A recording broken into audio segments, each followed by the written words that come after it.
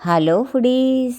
ఇవాళ మన ఛానల్లో రెసిపీ వచ్చేసి ఎంతో రుచికరంగా ఉండేటువంటి ఫాస్ట్గా అయిపోయే పొటాటో రైస్. ఈ రైస్ని లంచ్ బాక్స్లో ప్రిపేర్ చేసి పెడితే పిల్లలు ఎంతో ఇష్టంగా తింటారు. ఎప్పుడైనా కూడా ఫ్రిడ్జ్లో కూరలు ఖాళీ అయినప్పుడు కూడా ఈ రెసిపీ ట్రై చేయొచ్చు.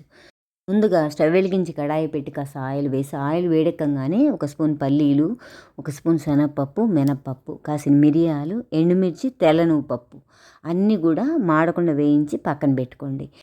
తర్వాత 2 పెద్ద ఉల్లిపాయలు సన్నగా కట్ చేసేసి, అలాగే 3 ఆలుగడ్డలు కూడా కట్ చేసేసి పక్కన పెట్టుకోండి. వేయించినటువంటి పప్పులన్నీ కూడా మిక్సీ చేసేసేయండి పౌడర్ లాగా మెత్తగా. తర్వాత స్టవ్ వెలిగించి కడాయి పెట్టి కాస్త ఆయిల్ వేసి, ఆయిల్ వేడెక్కగానే ఆవాలు, జీలకర్ర, శనగపప్పు వేసేసి వేయించేయండి. అందులోనే కట్ చేసి పెట్టుకున్నటువంటి ఉల్లిపాయ ముక్కలంతా వేసేసి పచ్చివాసన అంతా పోయేటట్టుగా వేయించేసేసి కాస్త కరివేపాకు, 1 కప్పు పచ్చి బఠానీలు వేయండి.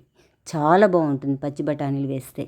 అవన్నీ వేగంగానే కట్ చేసి పెట్టుకున్నటువంటి ఆలుగడ్డలంతా కూడా వేసేసి, రుచికి తగ్గ సాల్ట్ వేసేసి, ఆ ముక్కలన్నీ కూడా కలిపేసేసి మూత పెట్టేసేయండి.